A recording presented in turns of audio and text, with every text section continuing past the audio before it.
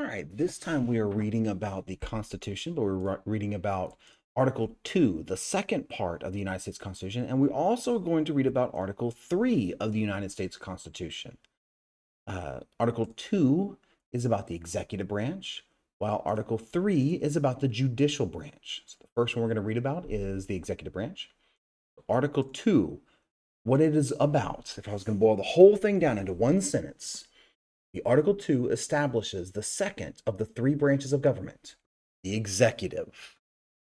Section 1 of Article 2 creates the office of the president and the vice president, and it sets their terms as 4 years.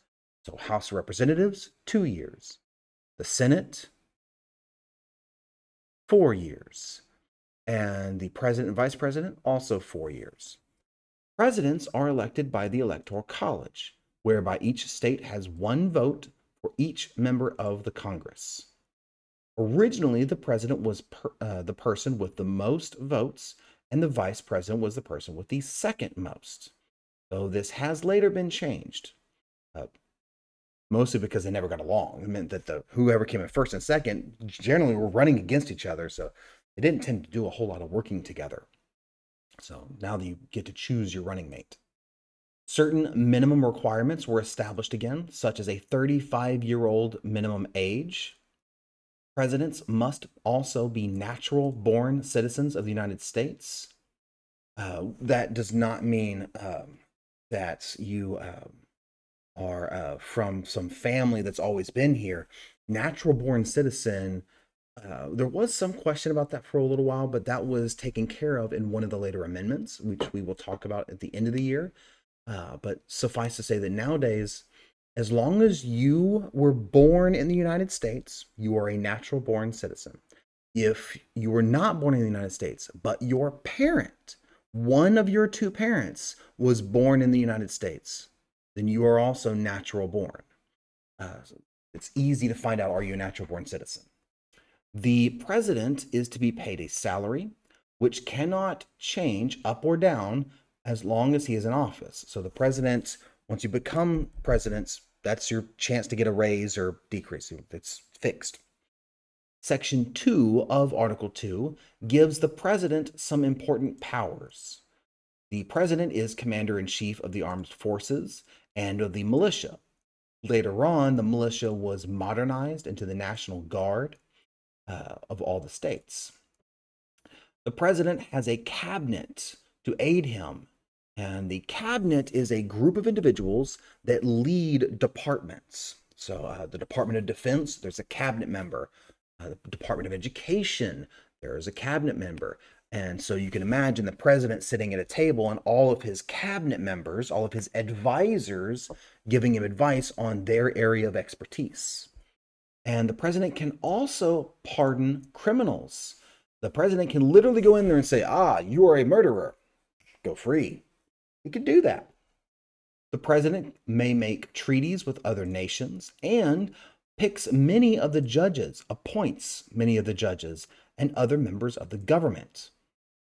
When he appoints somebody, the president doesn't get to just say, you are a member of the judicial now. No, the president says, I like you. I appoint you.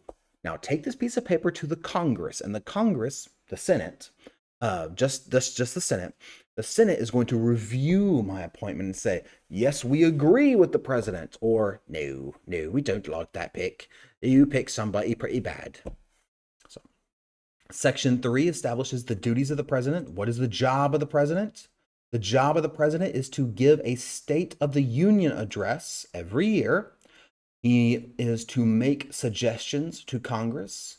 The president is to act as a head of state by receiving ambassadors and other heads of state. So if a king or queen from another country visits the United States, it is the job of the president to meet with them and to be sure that the laws of the United States are carried out. That last one is the one presidents spend the most time on. If Congress makes a law, it is the president's job to make sure that law happens. That's why he gets control of the military.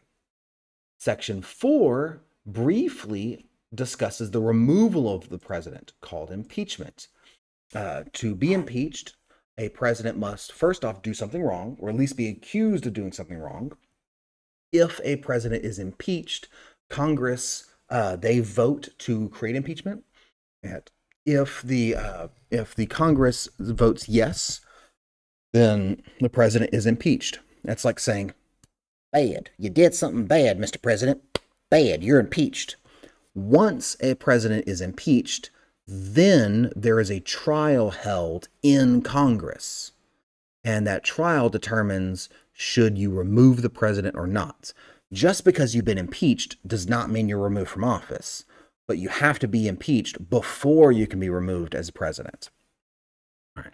The Constitution, Article 3, the third part of the Constitution. It's about the judicial branch. We're reading about the judicial branch. Article 3, if I was going to boil it down, is basically it establishes the last of the three branches of government, the judiciary. This is also one of the shortest sections. Section 1 of Article 3 establishes the Supreme Court. There will be a Supreme Court. And this is the highest court in the United States. Final say. It also sets the term of judges, both of the Supreme Court and of lower courts. And that is that members of the Supreme Court serve as long as they're on good behavior, which usually means for life. No justice and only a few judges have ever been impeached, but they can be. And it also requires that judges shall be paid because this is going to be their job. So if you become a federal judge, that's generally a position for life, as long as you don't do anything illegal or immoral. And so if I call you judge, your honor, you're a judge. If I call you a justice, that means you're a member of the Supreme Court, the highest court. So there is a difference between judge and justice. Section 2 sets the kinds of cases that may be heard by the federal judiciary. Which cases the Supreme Court may hear first, called original jurisdiction, and all other cases heard by the Supreme Court are by appeal. It also guarantees trial by jury in criminal court. Overwhelmingly, the Supreme Court only hears cases after another court has looked at it. So, say I commit a crime, I'm going to go to the local court here in town, and they will hear my case. If I think there's something wrong with that, I can appeal. I can ask a higher court. I go to the appeals courts. And once I've gone to the appeals courts, if I think they did something wrong, then I can appeal up to the appellate courts. After I've gone to the appellate courts, if I think that there's something wrong with the court case and I can link it to the Constitution and say the reason why something is wrong is because you didn't do this thing that's in the Constitution, then I can send that off to the Supreme Court. And the Supreme Court, if they say your case meets all the criteria, all this stuff, we will listen to you. And if they hear your case and they make a decision, that's it. The only way to overrule or to veto the Supreme Court is to change the Constitution of the United States itself. So you'd have to have an amendment. And Section 3 defines without any question what treason is. You betrayed your country. That's treason. And it's punishable by death. So hopefully this is helpful and hopefully you're learning.